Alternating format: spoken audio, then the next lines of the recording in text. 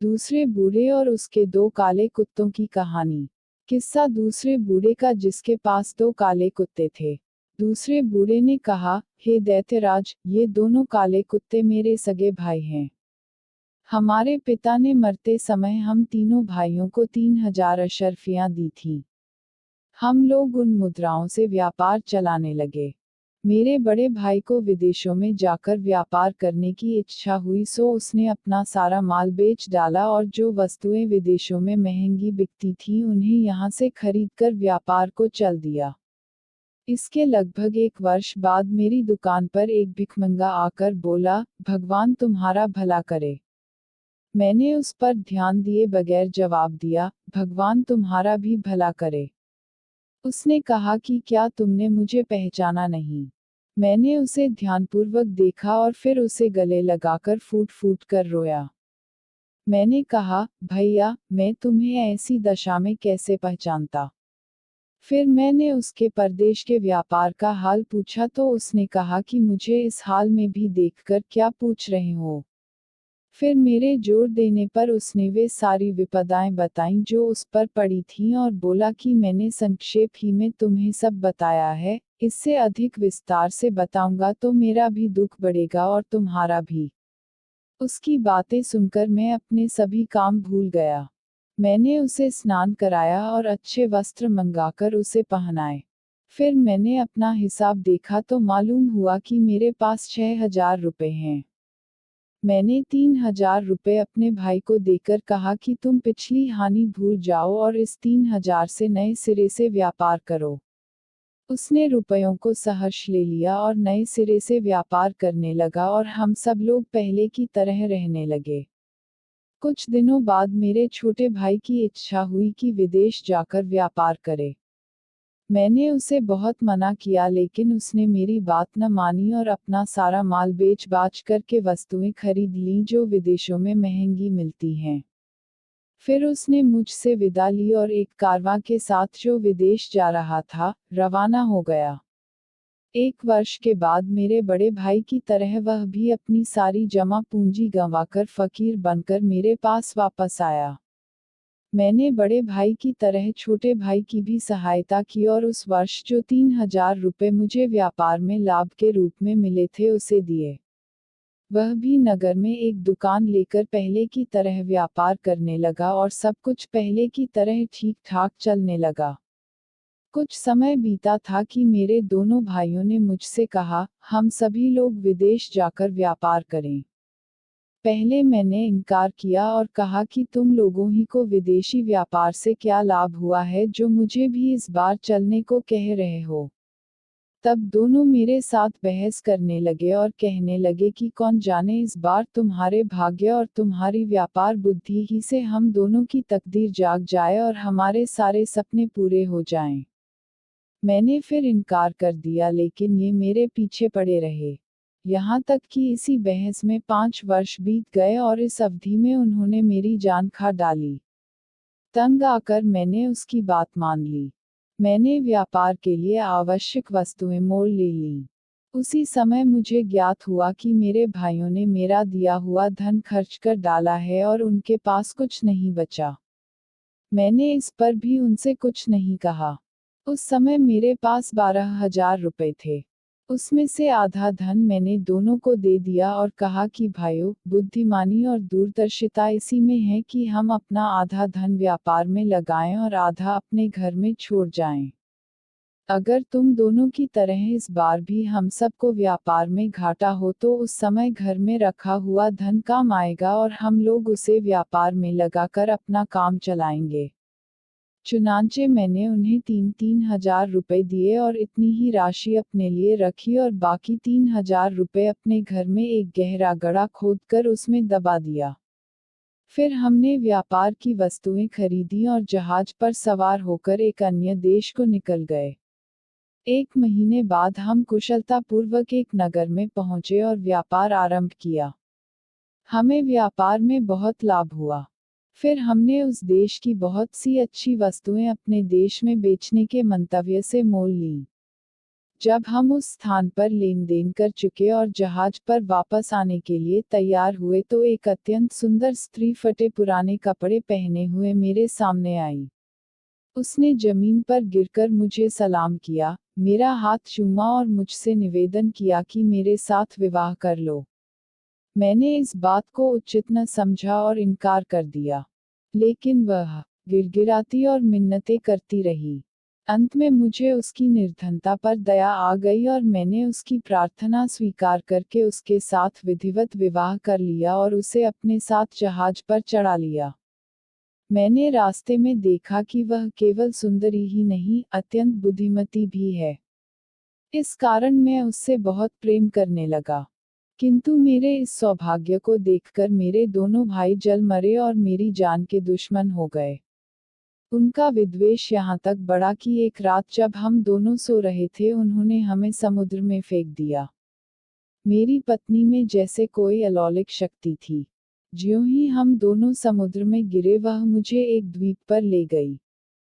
जब प्रभात हुआ तो उसने मुझे बताया कि मेरे कारण ही तुम्हारी जान बची है। मैं वास्तव में परिहा, जब तुम जहाज पर चढ़ने के लिए तैयार हो रहे थे तो मैं तुम्हारे यौवन और सौंदर्य को देखकर तुम पर मोहित हो गई थी और तुम्हारे साथ प्रणय सूत्र में बंधना चाहती थी। मैं तुम्हारी सहृदयता की परीक्षा भी लेना चाहती थी, इसलिए मैं फटे पुराने कपड़े पहनकर भिखारिनियों की भांति तुम्हारे सामने आए। मुझे इस बात की बड़ी प्रसन्नता हुई कि तुमने मेरी इच्छा पूरी की। तुमने मेरे साथ जो उपकार किया है उससे मैं ऋणी होना चाहती हूँ, किंतु मैं तुम्हारे भाइयों पर अत्यंत कुपित हूँ और उन्हें जीता न छोड़ूंगी। उसकी बातें सुनकर मुझे घोर आश्चर्य हुआ। मैंने उसका बड़ा एहसान माना और अत्यंत दीनतापूर्वक कहा कि तुम मेरे भाइयों को जान से न मारो। यद्यपि उन्होंने मुझे बड़ा कष्ट पहुंचाया है तथापि मैं यह नहीं चाहता कि उन्हें ऐसा कठोर दंड दिया जाए। मैं जितना ही अपने भाइयों की सिफारिश करता था उतना ही परी का क्रोध उन पर बढ़ता जाता था। वह कहने लगी कि मैं यहाँ से उड़कर जाऊंगी और उन दुष्टों समेत उनके जहाज को डुबो दूंगी। मैंने फिर उसकी खुशामद की और उसे परमेश्वर की सौगंध देकर कहा कि तुम उन्हें इतना कड़ा दंड न देना। सज्जनों का काम यही है कि वे बुराई के बदले भलाई करें। तुम अपने क्रोध को ठंडा करो और यदि तुम उन्हें दंड ही देना चाहो तो मृत्यु दंड के अतिरिक्त जो दंड चाहो दे दो। मैं उसे इस तरह समझा बुझा और मना रहा था कि उसने एक क्षण में मुझे उड़ाकर मेरे मकान की छत पर पहुंचा दिया और स्वयं अंतर्ध्यान हो गई। मैं छत से उतरकर घर के अंदर आया। फिर मैंने गड़े से अपने दबाए हुए 3000 रुपए निकाले और दुकान में जाकर फिर कारोबार करने लगा। जब मैं दुकान से घर को वापस आया तो मुझे यह देखकर आश्चर्य हुआ कि मकान के अंदर 2 काले कुत्ते मौजूद हैं। मुझे देखकर वे दुम हिलाते हुए मेरे पास आए और मेरे पांवों पर सर रख कर लौटने लगे। उसी समय वह परी मेरे घर में आई और मुझसे बोली कि इन कुत्तों को देखकर घबराना नहीं, ये तुम्हारे दोनों भाई हैं। यह सुनकर मेरा तो खून ही सूख गया। मैंने दुखी होकर परी से पूछा कि ये कुत्ते कैसे बन गए। उसने कहा, मेरी एक बहन है जिसने मेरे कहने पर तुम्हारे जहाज को माल असबाब समेत डुबो दिया और तुम्हारे भाइयों को 10 वर्ष के लिए कुत्ता बना दिया। यह कहकर परी अंतर्ध्यान हो गई। जब 10 वर्ष व्यतीत हो गए तो मैं अपने भाइयों को साथ लेकर इधर आ निकला और इस व्यापारी तथा इस हिरनी वाले वृद्ध को देखकर यहाँ रुक गया।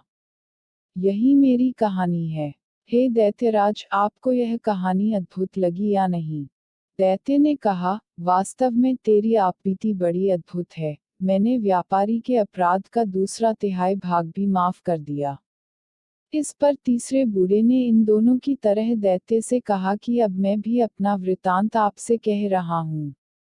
यदि आप इसे भी अद्भुत पाएं तो कृपया व्यापारी के अपराध का बाकी तिहाई भाग भी क्षमा कर दें। दैत्य ने यह बात स्वीकार की। बूढ़े और उसकी हिरनी की कहानी। किस्सा बूढ़े और उसकी हिरनी का। वृद्ध बोला, हे दैत्यराज, अब ध्यान देकर मेरा वृतांत सुने। यह हिरनी मेरे चचा की बेटी और मेरी पत्नी है। जब यह 12 वर्ष की थी तो इसके साथ मेरा विवाह हुआ। यह अत्यंत पतिव्रता थी और मेरे प्रत्येक आदेश का पालन करती थी। किंतु जब विवाह को 30 वर्ष हो गए और इससे कोई संतान नहीं हुई तो मैंने एक दासी मोल ले ली क्योंकि मुझे संतान की अति तीव्र अभिलाषा थी। कुछ समय बाद दासी से एक पुत्र का जन्म हुआ। बच्चा पैदा होने पर मेरी पत्नी उस बच्चे और उसकी माता से अत्यंत द्वेष रखने लगी। मुझे इस बात का अति खेद है कि मुझे अपनी पत्नी के विद्वेष का हाल बहुत दिन बाद मालूम हुआ। संयोगवश मुझे एक अन्य देश को जाना पड़ा।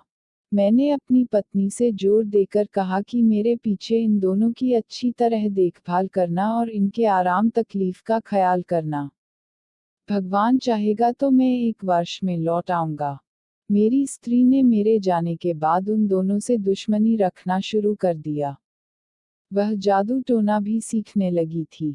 मेरे जाने के बाद उस दुष्ट ने अपने जादू से मेरे बच्चे को बछड़ा बना दिया और उसे मेरे नौकर ग्वाले के सुपुर्द कर दिया कि अपने घर ले जाकर इसे खिला पिलाकर मोटा ताज़ा कर दे। इसी प्रकार उसने मेरी दासी को जादू के जोर से गाय बना दिया और उसे भी ग्वाले के घर भेज दिया। विदेश से वापस आकर मैंने अपनी पत्नी से अपने पुत्र और उसकी माँ के बारे में पूछा।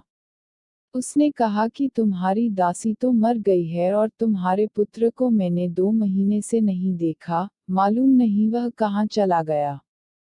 मुझे अपनी दासी के मरने का बड़ा दुख हुआ किंतु सब्र करके बैठ गया।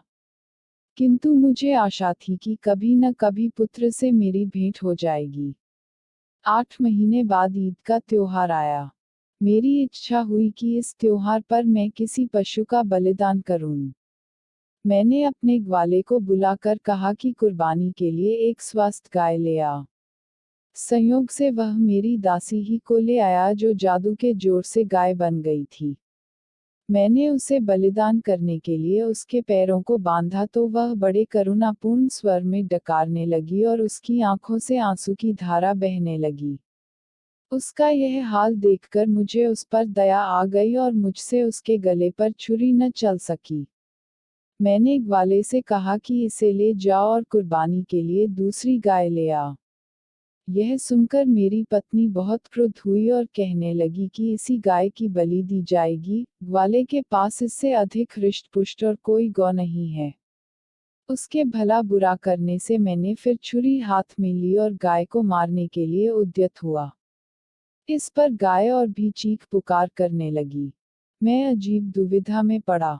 अंत में मैंने छुरी ग्वाले को दे दी और कहा, मुझसे इस गाय पर छुरी नहीं चलती, तू ही इसका बलिदान कर दे। ग्वाले को गाय के रोने चिल्लाने पर दया न आई और उसने छुरी फेर दी। जब गाय की खाल उतारी गई तो सबने देखा कि उसके अंदर अस्थिपंजर मात्र है, मांस का कहीं पता नहीं। कारण यह था कि गाय की हृष्टता पुष्टता तो केवल मायाजाल के कारण थी। मैं उस ग्वाले पर नाराज हुआ कि गाय को ऐसी दशा में क्यों रखा कि वह ऐसी दुबली पतली हो गई। मैंने गाय ग्वाले ही को दे दी और कहा, तू इसे अपने ही काम में ला, मेरे कुर्बानी करने के लिए कोई बछड़ा ही ले आ, किंतु वह मोटा ताज़ा होना चाहिए, इस गाय की तरह नहीं। ग्वाला शीघ्र ही एक मोटा ताज़ा बछड़ा ले आया। बछड़ा देखने में भी बड़ा सुंदर था। यद्यपि उस बछड़े के बारे में मुझे मालूम न था कि यह मेरा ही पुत्र है, तथापि उसे देखकर मेरे हृदय में प्रेम उमड़ने लगा और वह बछड़ा भी मुझे देखते ही रस्सी तुड़ाकर मेरे पैरों पर गिर पड़ा। इस बात से मेरे हृदय में प्रेम का स्रोत और जोर से उबलने लगा और मैं सोचने लगा कि ऐसे प्यारे बछड़े को कैसे मारूं। इन भावनाओं ने मुझे अत्यंत विह्वल कर दिया। उस बछड़े की आंखों से आंसू बहने लगे। इससे उसके प्रति मेरा प्यार और उमड़ा और मैंने ग्वाले से कहा कि इस बछड़े को वापस ले जाओ और इसकी जगह कोई दूसरा बछड़ा ले आ। इस पर मेरी पत्नी ने कहा कि तुम इतने मोटे ताजे बछड़े की कुर्बानी क्यों नहीं करते। मैंने कहा कि यह बछड़ा मुझे बड़ा प्यारा लगता है और मेरा जी नहीं करता है कि इसका वध करूं, तुम इसके लिए कुछ जोर मत दो।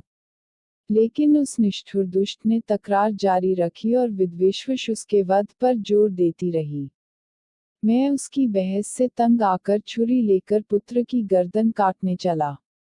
उसने फिर मेरी ओर देखकर आंसू बहाए। मेरे हृदय में ऐसी दया और प्रीति उमड़ी कि छुरी हाथ से गिर गई। फिर मैंने अपनी पत्नी से कहा कि मेरे पास एक और बछड़ा है, मैं उसे कुर्बान कर दूंगा। वह दुष्टमना फिर भी उसी बछड़े को मारने पर जोर देती रही, किंतु इस बार मैंने उसके बकने झकने की परवाह नहीं की और बछड़े को वापस कर दिया। हाँ, पत्नी के हृदय को सांत्वना देने के लिए कह दिया कि बकरीद के दिन इसी बछड़े की बलि दूंगा। ग्वाला बछड़े को अपने घर ले गया, लेकिन दूसरे दिन तड़के ही मुझसे एकांत में कहा कि मैं आपसे कुछ कहना चाहता हूँ और मुझे आशा है कि आप मेरी बात सुनकर प्रसन्न होंगे। मेरी बेटी जादू टोने में प्रवीण है। कल जब मैं उस बछड़े को वापस लेकर गया तो वह उसे देखकर हंसी भी और रोई भी। मैंने इस विचित्र बात का कारण पूछा तो बोली कि अब्बा, जिस बछड़े को तुम लौटा कर जिंदा लाए हो वह हमारे मालिक का बेटा है, इसलिए मैं इसे जीता जागता देखकर प्रसन्न हुई। रोई इसलिए कि इसके पहले इसकी माँ की कुर्बानी दे दी गई थी। हमारे स्वामी की पत्नी ने सौतिया डाह के कारण इन माता पुत्र को जादू के जोर से गाय और बछड़ा बना दिया था। मैंने जो अपनी बेटी के मुंह से सुना, जैसा का तैसा आपको बता दिया। हे दैत्यराज, अब आप सोचिए कि यह वृत्तांत सुनकर मेरे हृदय में कितना शोक और संताप उठा होगा।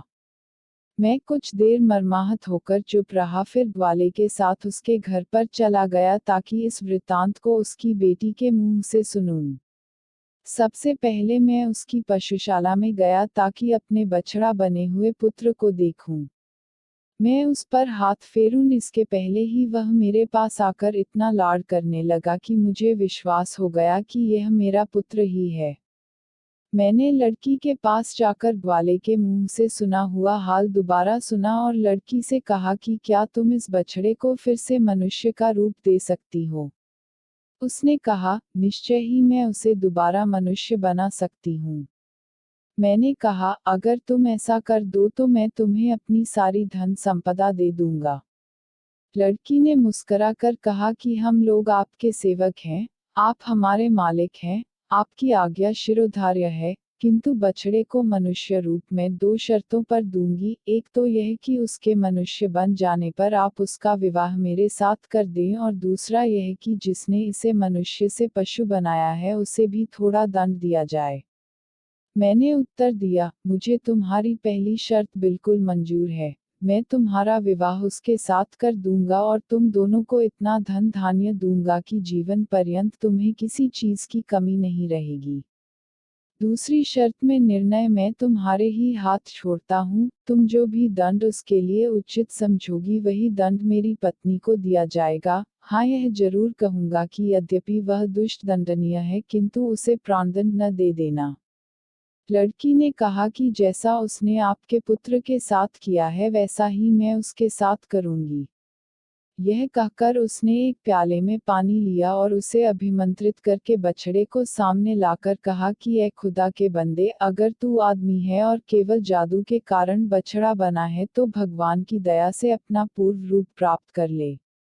यह कहकर उसने अभिमंत्रित जल उस पर छिड़का और वह तुरंत ही मनुष्य रूप में आ गया। मैंने प्रीतिपूर्वक उसे छाती से लगाया और गदगद स्वर में उससे कहा कि इस लड़की के कारण ही तुमने फिर से मानव देह पाई है, तुम इसका एहसान चुकाओ और इसके साथ विवाह कर लो। पुत्र ने सहर्ष मेरी बात मानी। लड़की ने इसी प्रकार जल को अभिमंत्रित करके मेरी पत्नी को हिरनी का रूप दे दिया। मेरे पुत्र ने उस कन्या के साथ विवाह किया किंतु दुर्भाग्यवश वह थोड़े ही समय के बाद मर गई। मेरे पुत्र को इतना दुख हुआ कि वह देश छोड़कर कहीं चला गया। बहुत दिनों तक मुझे उसका कोई समाचार नहीं मिला। अतएव मैं उसे ढूंढने निकला हूँ। मुझे किसी पर इतना भरोसा नहीं था कि अपनी हिरनी बनी हुई पत्नी को उसके पास छोड़ता, इसलिए मैं उसे अपने साथ लिए हुए देश देश अपने पुत्र की खोज में घूमता हूँ। यही मेरी और इस हिरनी की कहानी है। अब आप स्वयं निर्णय कर ले कि यह घटना विचित्र है या नहीं। दैत्य ने कहा, निसंदेह विचित्र है। मैंने व्यापारी के अपराध का 1/3 हिस्सा माफ कर दिया।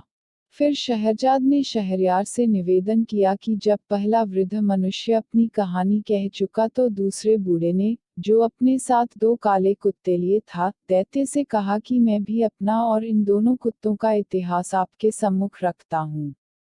यदि यह पहली कहानी से भी अच्छा हो तो आशा करता हूँ कि उसे सुनने के बाद व्यापारी के अपराध का 1/3 भाग और क्षमा कर दिया जाएगा। दैत्य ने कहा कि अगर तुम्हारी कहानी पहली कहानी से अधिक विचित्र हुई तो मैं तुम्हारी बात जरूर मानूंगा।